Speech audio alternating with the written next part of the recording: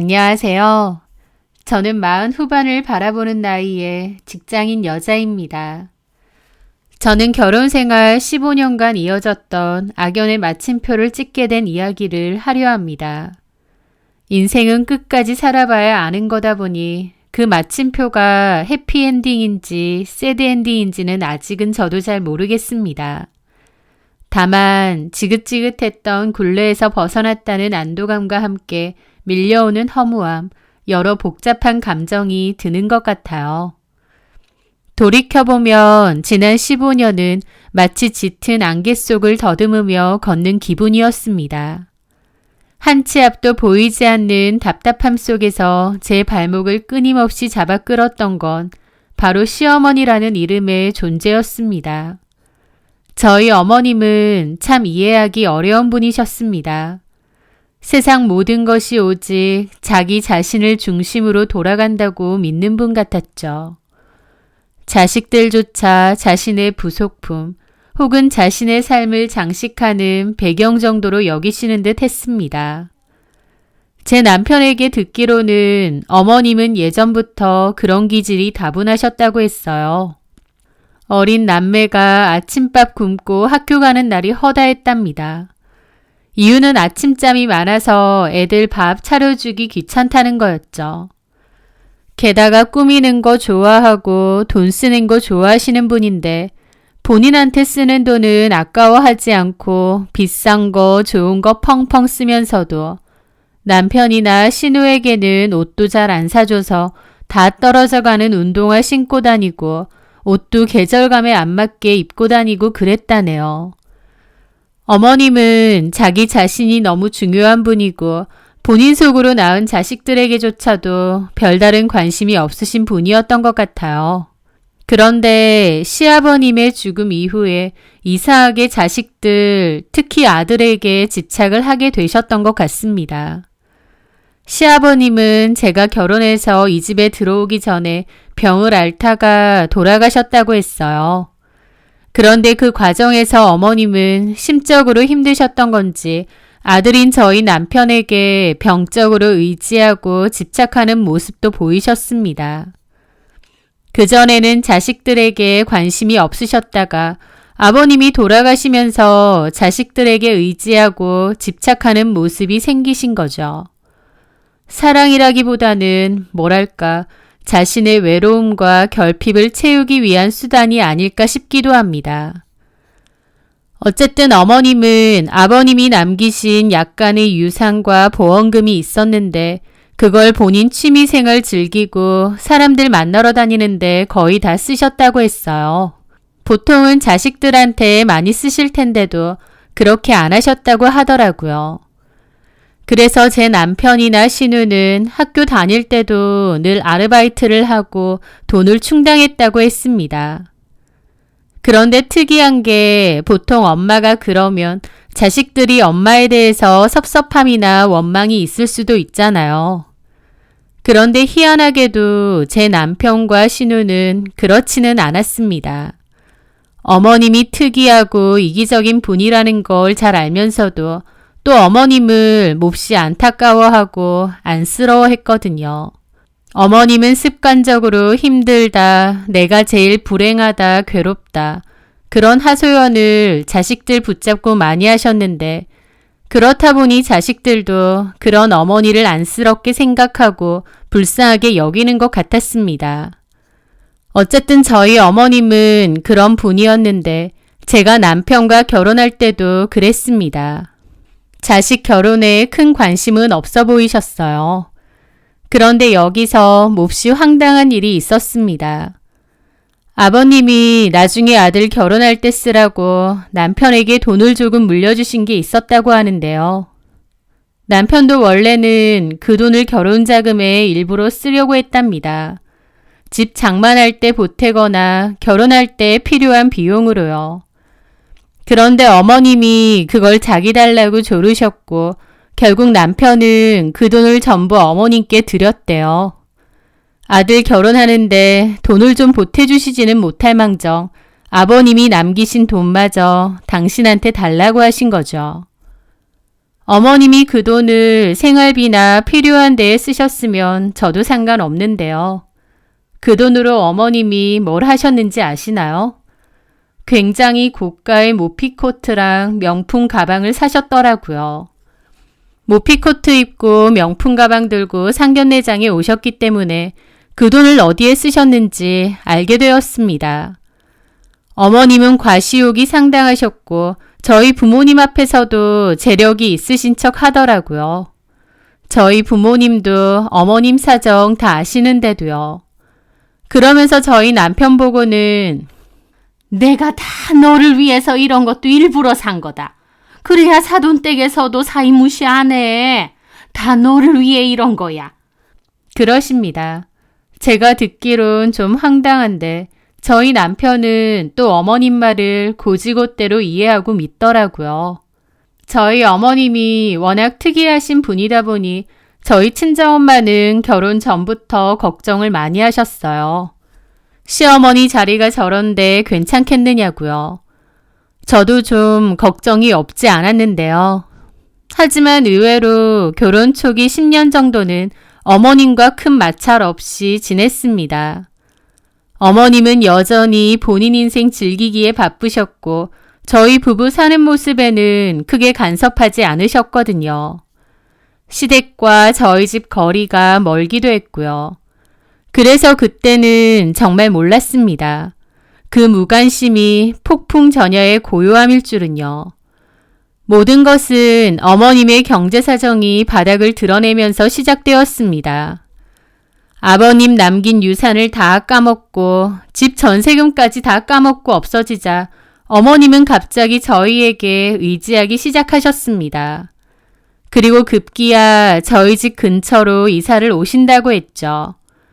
그때부터 저와 어머님과의 갈등이 본격적으로 시작되었습니다. 어머님은 처음에는 슬쩍 떠보셨어요. 같이 사는 게 어떻겠냐고요. 하지만 저는 단호하게 거절했습니다. 어머니, 죄송하지만 합가는 좀 어려울 것 같아요. 저희 애들도 아직 손이 많이 가고 저도 곧 다시 직장 찾아보고 일을 시작할 생각이라서요. 어머니까지 모시고 살 형편이 못 돼요. 대신 저희가 자주 찾아뵙고 필요한 거 없는지 살필게요. 제 거절에 어머님은 겉으로는 수긍하는 척했지만 그 눈빛에는 서운함과 배신감이 역력했습니다. 마치 제가 당연히 해야 할 도리를 거부라도 한 것처럼요. 그리고 그날 이후 어머님은 가면을 벗었습니다.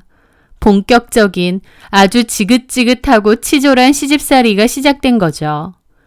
신우에게는 온갖 없는 말을 지어내 저와 이간질을 시켰습니다. 네 올케가 늙은 시어미 짐덩어리 취급한다는 식으로요. 단순한 신우이는 그 말에 홀랑 넘어가 저한테 전화해서는 언니 우리 엄마한테 잘 좀 하세요 라고 따지고 들었죠.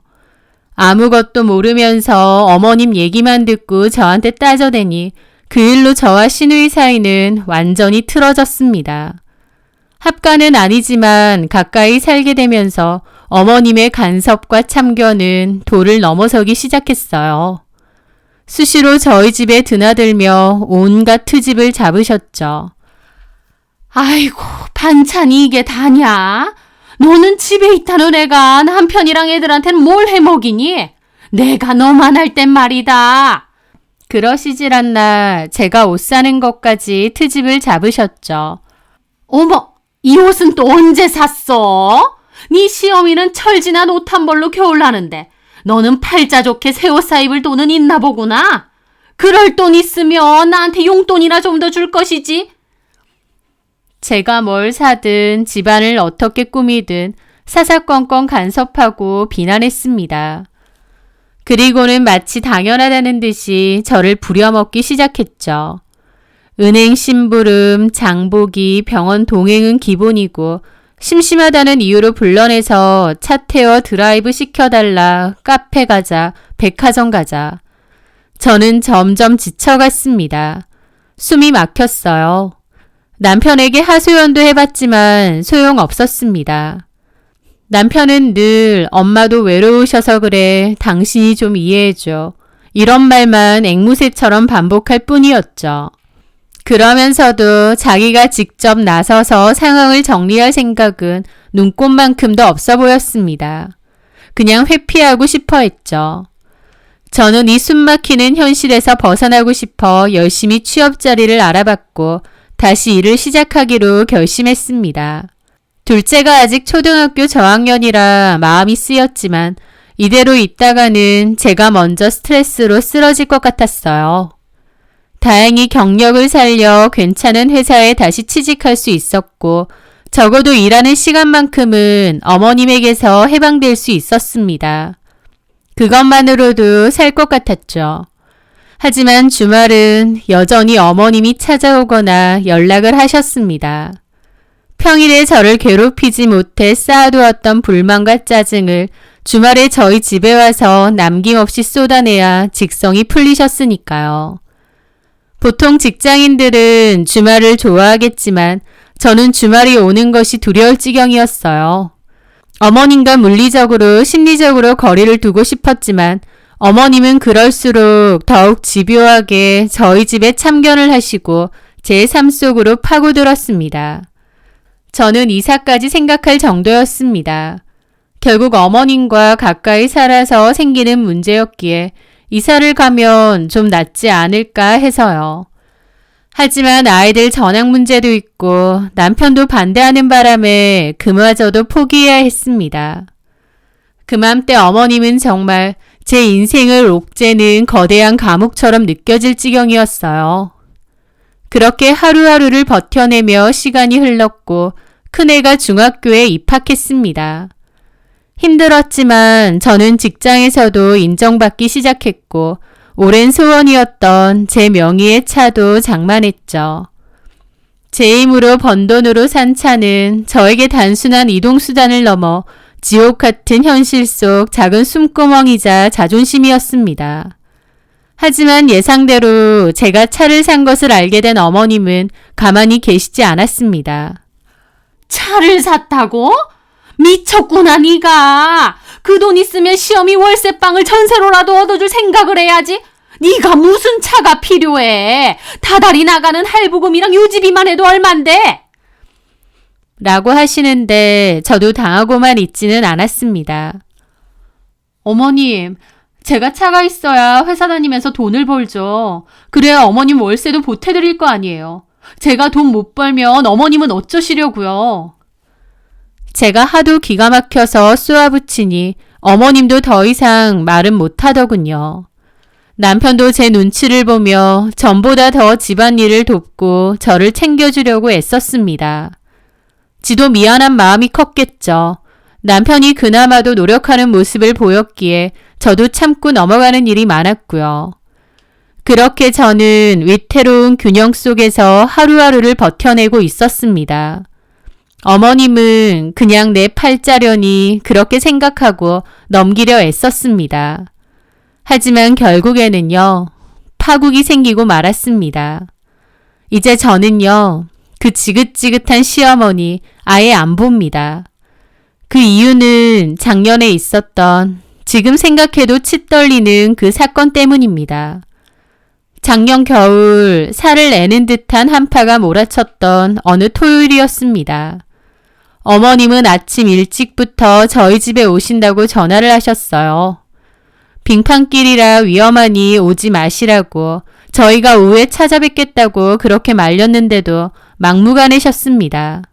그런데 어머님은 그 꽁꽁 얼어붙은 길에 멋부린다고 구두를 신고 나오신 거예요. 그러다가 아파트 입구 연석에서 미끄러져 크게 넘어지셨고 결국 119에 실려 병원에 가게 되셨습니다.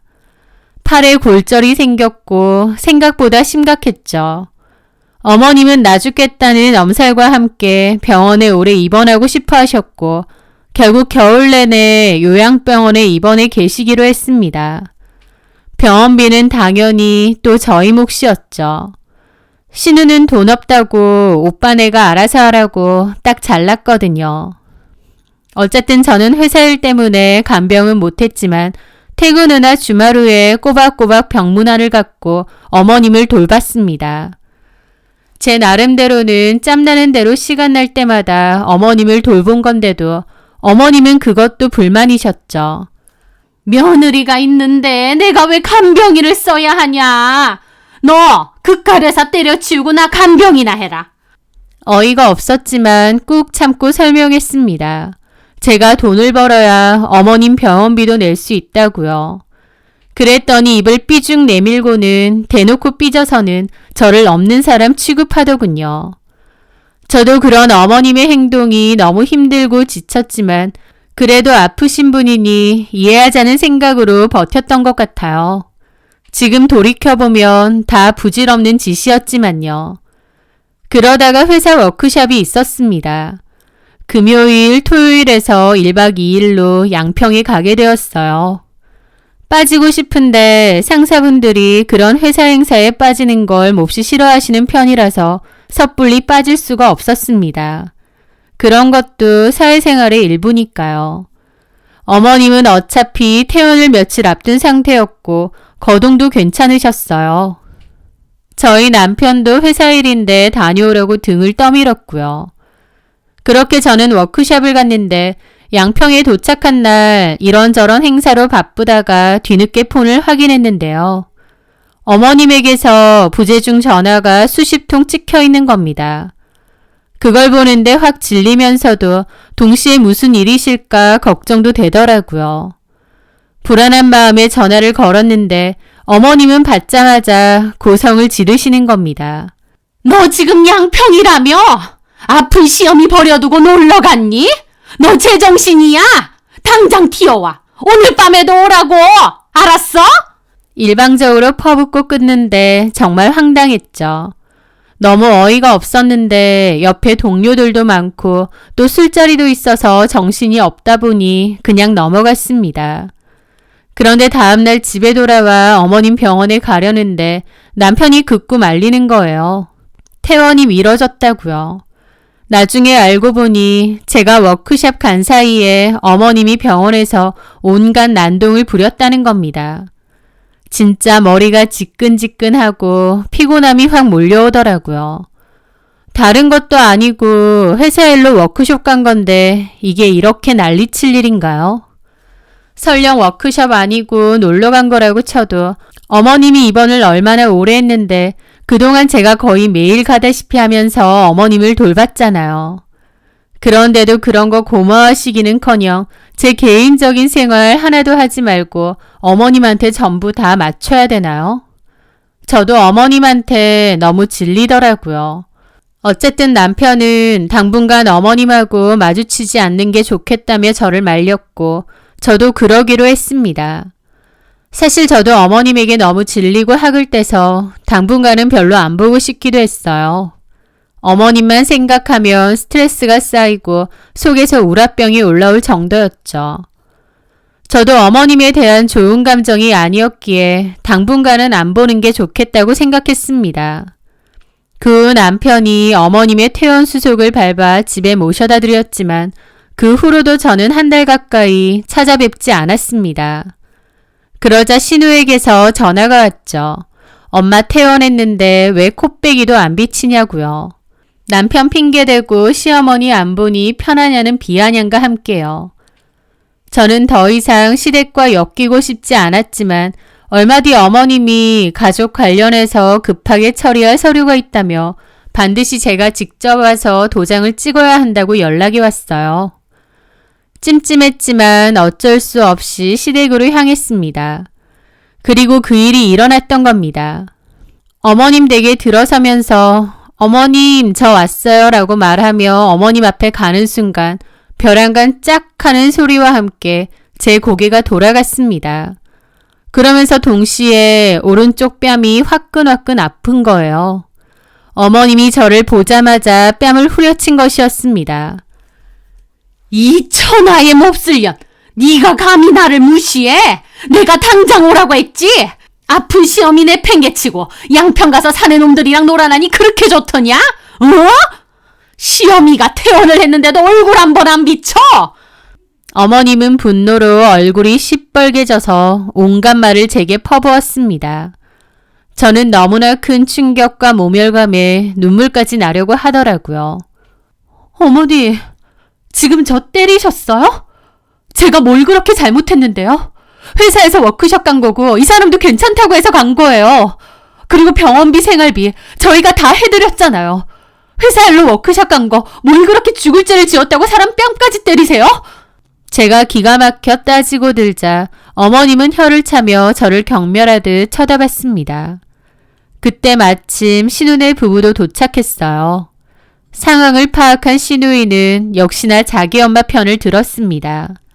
엄마가 얼마나 속상하셨으면 이러셨겠어요. 언니도 그래요. 엄마가 아프시다는데 어떻게 놀러를 가요? 엄마가 충분히 화내실만 하죠. 내 말이 그 말이다. 저거는 맞아도 싸. 그 위선적인 모습에 저는 눈물이 쏙 들어가고 헛웃음이 나왔습니다. 제가 실성한 듯 웃으니 어머님과 신우도 황당하게 저를 보더라고요. 아, 맞아도 싸요? 그러는 아가씨는 아픈 엄마 병원에 두고 인천 가서 회 맛있게 드셨어요? 나는 시어머니지만 아가씨한테는 친엄마잖아요. 친엄마 놔두고 놀러간 아가씨는요. 누가 더 나쁜 년인지 어디 한번 따져볼까요? 저는 바로 스마트폰을 꺼내 신우의 카톡 프로필에 버젓이 올라와 있는 여행사진을 모두에게 보여주었습니다. 신우는 얼굴이 홍당무처럼 달아올랐고 어머님도 당황한 기색이 역력했죠. 신우이는 분을 이기지 못하고 저에게 달려들려 했습니다. 이거 예전에 간 거거든요?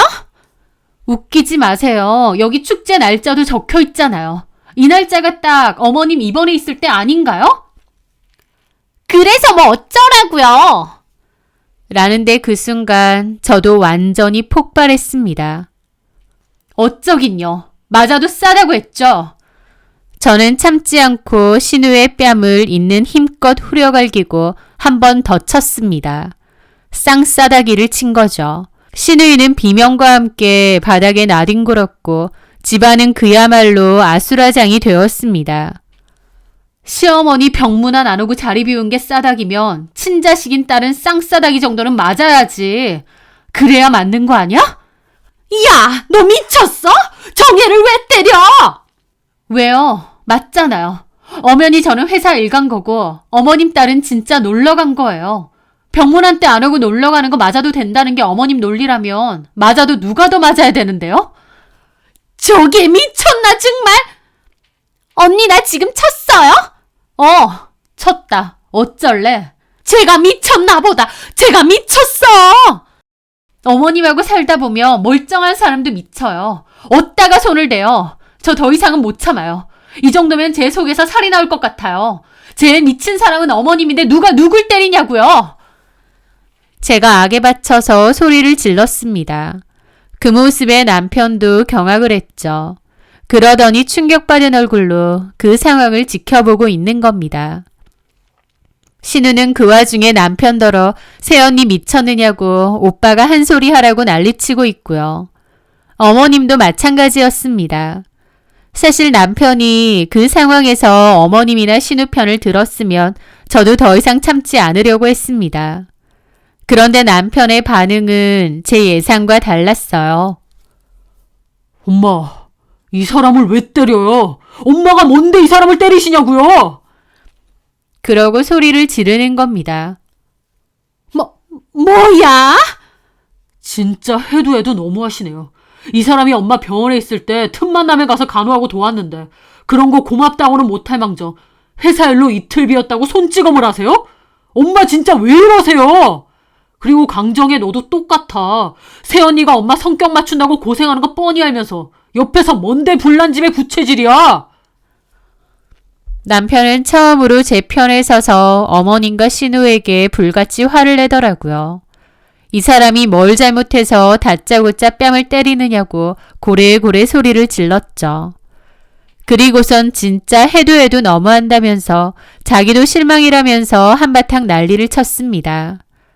어머님은 정혜가 네 와이프한테 맞았는데 네 와이프 역성드냐고 따지셨고 남편은 엄마가 먼저 이 사람한테 손찌검하지 않았냐며, 솔직히 이 사람이 틀린 말 했느냐며, 이게 맞을 짓이면 정의 제도 맞아야 되는 게 맞는 거 아니냐 하더라고요.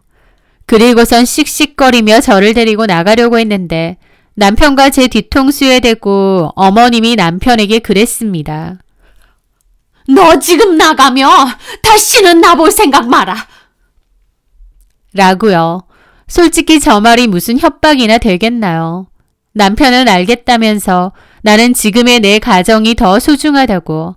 솔직히 엄마가 언제부터 그렇게 자식들을 챙기고 보듬어 주셨느냐 하더라고요. 그래도 엄마이기 때문에 자기도 여태까지 측은지심을 가지고 있었는데 가만 보면 엄마는 끝까지 똑같다면서 예전이나 지금이나 이기적이고 변한 게 하나 없다고 했습니다. 남편이 어머님에게 막 따지는 모습을 가만 보는데 여태까지는 덮어놓고 자기 엄마니까 그래도 저보고 이해해달라고 하더니 남편도 속으로는 쌓인 게 꽤 됐구나 싶었죠. 어쨌든 남편은 어머님에게 다 쏟아냈고 저를 데리고 나왔습니다. 그리고 아무 말 없이 집으로 돌아왔어요. 저도 마음이 심란하고 복잡하더라고요. 집으로 돌아오자 남편은 저에게 자기가 그동안 미안했다고 사과를 했습니다. 제가 고생하는 걸 알면서도 그냥 모른 채 한 게 맞다고요. 엄마가 유별나다는 거 알지만 그래도 엄마기에 이해해주고 받아줘야 된다고 생각했던 것 같은데 엄마의 행동이 갈수록 지나친 것 같다는 걸 이제 깨달았답니다. 그러면서 저한테 다시는 어머님 때문에 저를 힘들게 하지 않겠다고, 자기가 어머니와의 관계를 완전히 정리하고 책임지겠다고 하더라고요. 남편이 그 자리에서 애매하게 나왔으면 저는 남편하고의 관계를 정리했을 겁니다. 조금의 미련도 없이요. 하지만 남편이 충분한 사과를 했고 어머님에 대해서도 단호하게 나왔기 때문에 저도 남편에 대한 감정은 풀기로 했어요.